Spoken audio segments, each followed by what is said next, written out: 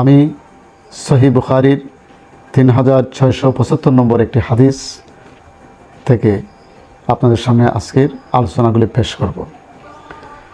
একবার রাসূল করিম সাল্লাল্লাহু আলাইহি ওয়াসাল্লাম কয়েকজন সাহাবীকে নিয়ে উহুদ পাহাড়ের উপরে উঠলেন।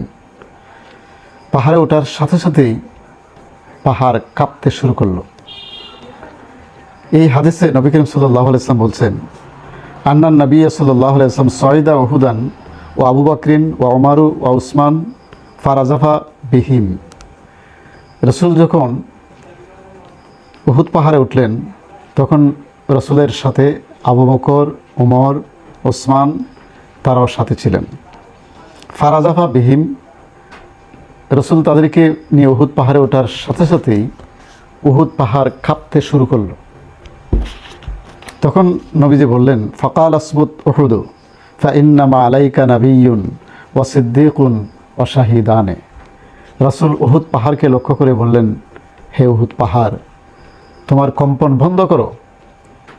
তোমার উপরে দাঁড়িয়ে আছেন একজন নবী, একজন সিদ্দিক আর দুইজন শহীদ। সুবহানাল্লাহ। রাসূল এই কথা বলার সাথে সাথে উহুদ পাহাড়ের কম্পন বন্ধ হয়ে গেল। এই ছিল হাদিসটি। এই হাদিস থেকে আমরা কয়েকটা বিষয় জানতে পারব যে জিহাদের ময়দানে যারা শহীদ হন, মৃত্যুবরণ করেন, তারাও শহীদ। রাসূল করিম সাল্লাল্লাহু আলাইহি ওয়াসাল্লাম আরও বিভিন্ন কারণে যারা মৃত্যুবরণ করেন তাদেরকে শহীদ আখ্যায়িত করেছেন। আপনারা জানেন যে হযরতে ওমর এবং ওসমান রাদিয়াল্লাহু তাআলা আনহু তারা কিন্তু কোনো জিহাদের ময়দানে মৃত্যুবরণ করেননি। রাসূল ভবিষ্যৎবাণী করে গেছেন যে, হে উহুদ পাহাড়, তোমার উপর দুইজন শহীদ দাঁড়িয়ে আছে। এই দুইজন শহীদ হলেন একজন উমর এবং অপরজন হলেন হযরত উসমান রাদিয়াল্লাহু তাআলা আনহু। এই দুইজন কিভাবে শহীদ হলেন? খলিফা ওমরের শেষ সময়ে একজন অগ্নি উপাসক যার নাম আবু লুলু, সে হযরত উমর রাদিয়াল্লাহু তাআলা আনহুকে হত্যা করার জন্য একদিন মসজিদে নববীর মিম্বরের পিছনে সে লুকিয়ে থাকে এবং তার হাতে ছিল একটি ধারালো ছুরি, বিষাক্ত ছুরি। তো হযরত উমর রাদিয়াল্লাহু তাআলা আনহু যখন মসজিদে নববীতে গেলেন ফজরের নামাজ পড়ার জন্য, সেই সময় মসজিদগুলোতে এত লাইটিং ছিল না, আবছা অন্ধকার। সেই অন্ধকারের সুযোগেই সেই অগ্নি উপাসক মসজিদের মিম্বরের পিছনে লুকিয়ে থাকে এবং সুযোগ খুঁজতে থাকে যে কোন সময় সে হযরত ওমরকে আঘাত করবে।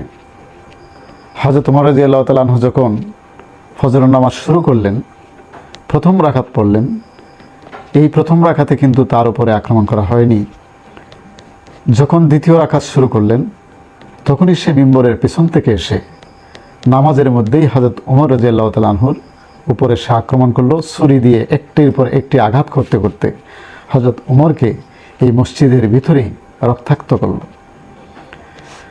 এই সময় মসজিদে যারা ছিলেন তারা তাকে পাকড়াও করার জন্য চেষ্টা করলেন, কিন্তু তার ধারালো ছুরির আঘাতে আরও 7 জন লোক শহীদ হলেন।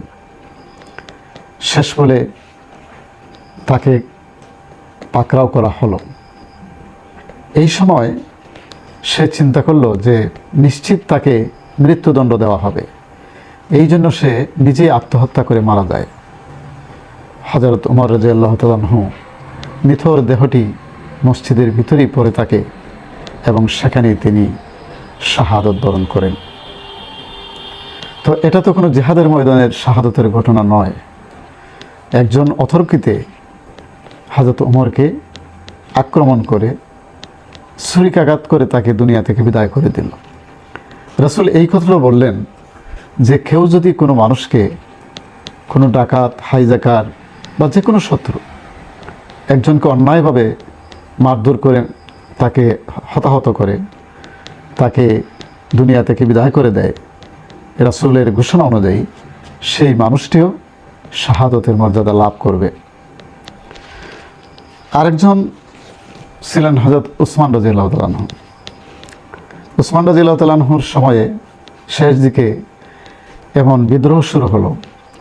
হযরত উসমানের রাজত্বর এরিয়াটা ছিল অনেক বড়, একদিকে মিশর পর্যন্ত।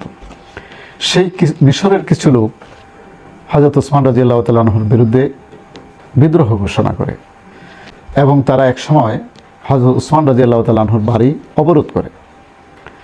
এই সময় ইচ্ছা করলে হযরত ওসমান রাদিয়াল্লাহু তাআলা আনহু তাদেরকে গ্রেফতার করতে পারতেন, তাদেরকে হটিয়ে দিতে পারতেন, তাদেরকে ধরতে পারতেন, কিন্তু তিনি রক্তপাত চাইলেন না। এই সুযোগটাই তার কাজে লাগালো। 40 দিন পর্যন্ত হযরত ওসমান রাদিয়াল্লাহু তাআলা আনহুকে তারা অবরোধ করে রাখলো। এক পর্যায়ে তারা ঘরে ঢুকে হযরত ওসমান রাদিয়াল্লাহু তাআলা আনহু যখন কোরআন তেলাওয়াত করছিলেন, সেই কোরআন তেলাওয়াত করা অবস্থায় তার উপরে আক্রমণ করে শহীদ করা হলো। যে হযরত ওসমান রাদিয়াল্লাহু তাআলা আনহু কোরআন সংকলন করেছেন, কোরআন তেলাওয়াতরত অবস্থায় তাকে শহীদ করে দেওয়া হলো। তো এখানেও একই ঘটনা ঘটল যে একজনকে অন্যায়ভাবে তাকে মারধর করে ছুরিকাঘাত করে শহীদ করা হলো।